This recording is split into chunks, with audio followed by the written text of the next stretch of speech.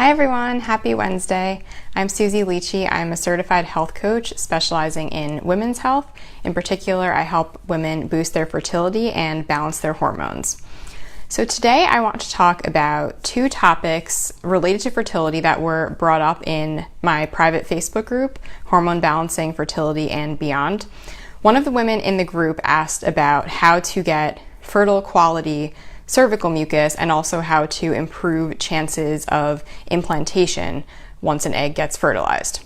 So I'm going to give specific tips on these two topics, but before I do, I just want to point out that what this question really boils down to is essentially how to get a fertile cycle so that you can achieve a pregnancy.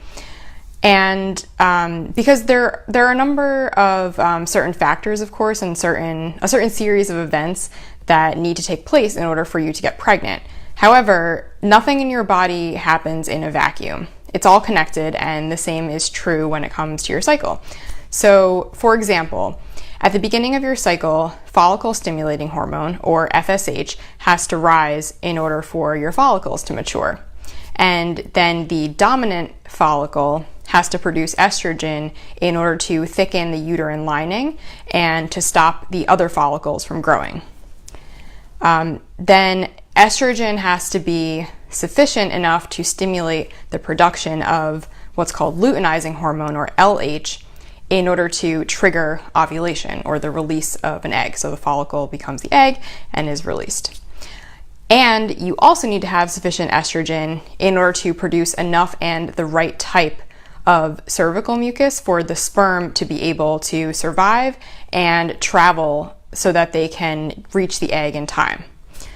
Just to take this example a little bit further, the ruptured site on the ovary where the dominant follicle released the egg then becomes what's called the corpus luteum. And that corpus luteum starts to produce progesterone to further thicken the uterine lining and make it suitable for implantation. And that would be the second half of your cycle, or the luteal phase. So I just wanted to share that because you can kind of see how all the hormones are interrelated in your cycle, and it's a bit of a domino effect. So as a result, factors like egg quality and hormone levels throughout your cycle all make a difference in whether or not you overall have a fertile cycle and are able to achieve a pregnancy. So I just want to point that out because it's so that you're aware that it's not just one thing that affects your ability to get pregnant.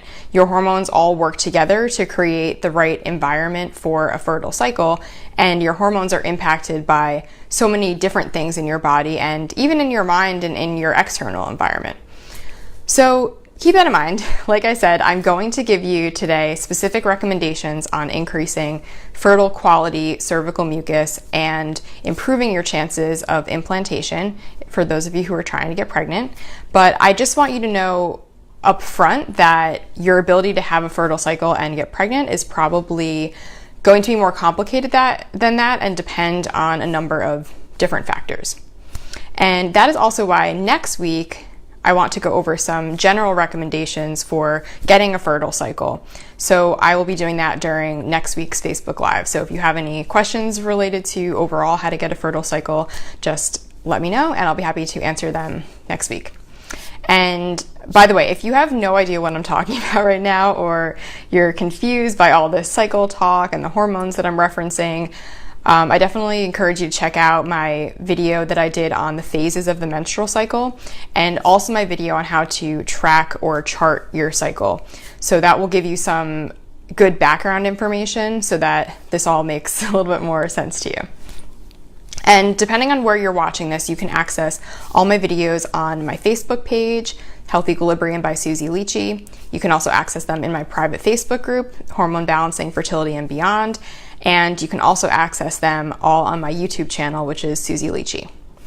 So as I go through, if you have any questions, please feel free to let me know, and I'll be happy to answer them for you. All right, so now let's chat a little bit about specific recommendations for increasing fertile quality cervical mucus and improving chances of implantation. Again, just keep in mind that Nothing happens in isolation. It's all interrelated when it comes to your menstrual cycle. But with that in mind, let's first start with how to increase fertile quality cervical mucus. So first, for anyone who may not know, or if you just need a refresher, fertile cervical mucus is mucus that your body produces leading up to ovulation, so usually a couple days before ovulation. And this type of mucus helps keep the sperm alive and helps them travel through the vagina and the uterus to reach the egg in the fallopian tube. And this type of mucus has to be the right consistency in order for that to happen. And the consistency you're looking for is the consistency of raw egg whites, which is why you may have heard this type of mucus called egg white cervical mucus. Okay, so tips to improve the amount and the quality of your mucus. So the first tip, and most important, is drink plenty of water. So your cervical mucus, or cervical fluid as it's called, is about 90% water. So you definitely want to be drinking plenty of water if you are looking to increase the quantity or the quality of your cervical fluid. You also want to be wary of taking antihistamines and decongestants if you're trying to improve your fertile quality mucus or fluid, because these types of medications are meant to dry you out, so it actually does the same thing to your cervical mucus. The next tip that I have is to take a high quality prenatal vitamin. There are certain nutrients that can help to increase and improve fertile mucus, and likewise, certain nutrient deficiencies can compromise the quantity and the quality of your cervical mucus. So I definitely recommend a good prenatal vitamin to cover all your bases. Also keep in mind that essential fatty acids are particularly important for creating cervical fluid, so make sure you're getting in plenty of those healthy fats. The next tip that I have for you is to incorporate regular movement into your day.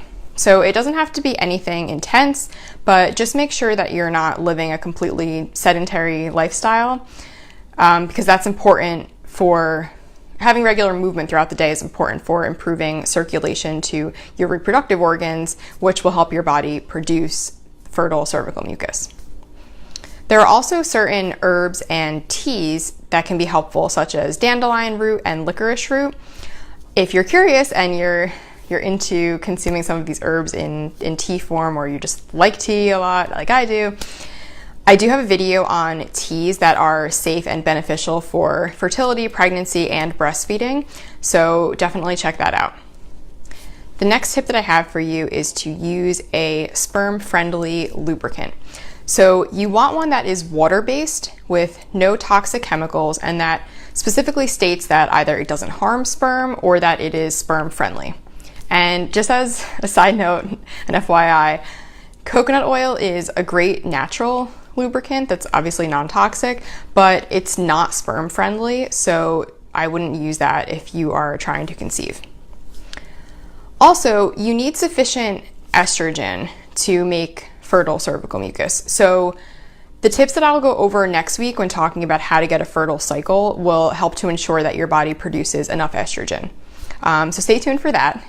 But you may want to get your hormone levels tested if you're having trouble getting pregnant, since that can give you a clearer picture of what's going on, and then you can be more targeted in making certain changes to help boost your fertility.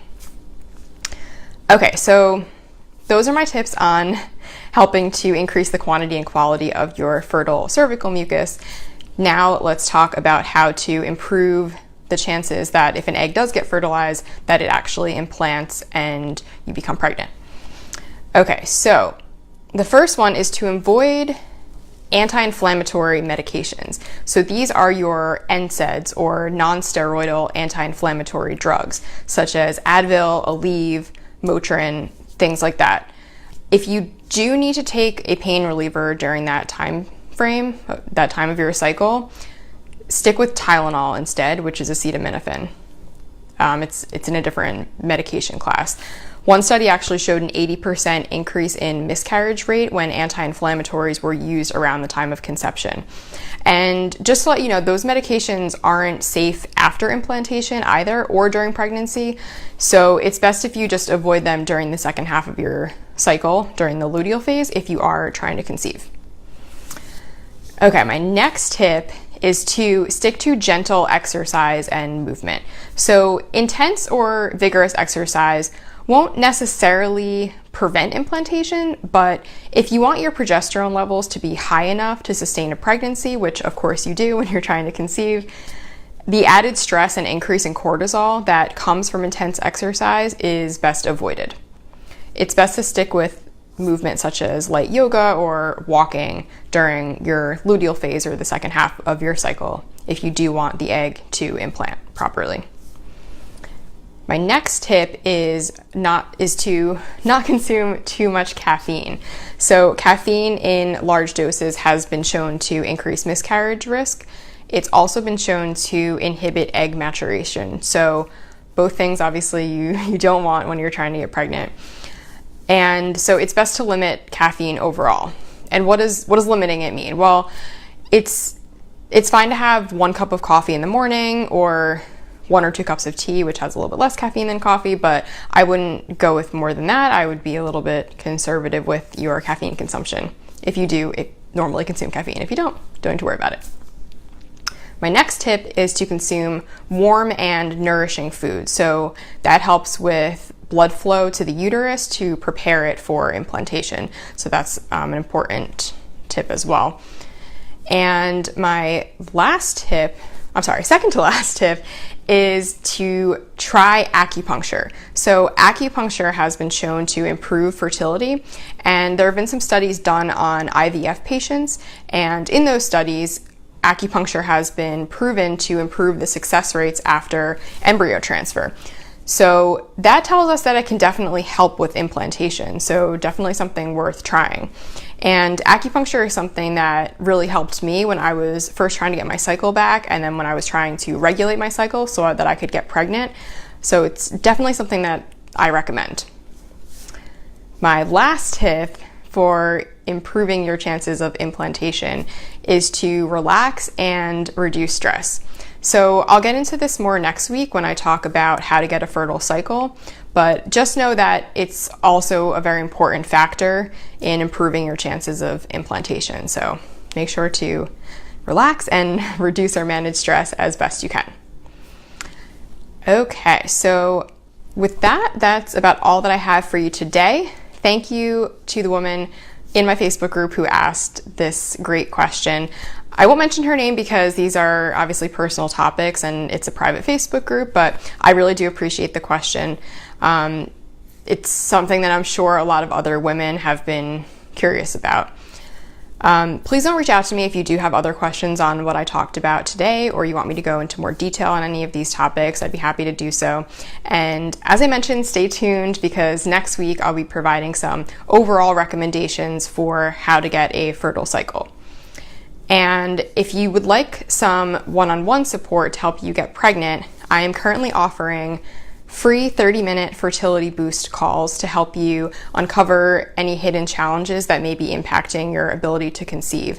And on this call together, we will come up with a clear action plan for helping you boost your fertility and increase your chances of having a healthy pregnancy. I will put a link to sign up for a call in the comments of this video. I also have a private Facebook group, like I mentioned before, called Hormone Balancing, Fertility, and Beyond. So if you are interested in this type of content and you're not already a member, I invite you to join. I do post some of the same information there as I post on my Facebook page and on my Instagram, but it is a private group, so it's more of a space for people to get support and get their questions answered privately, and it's also more interactive and more fun. So definitely check that out if you're not already a member. I'll put a link to that in the comments.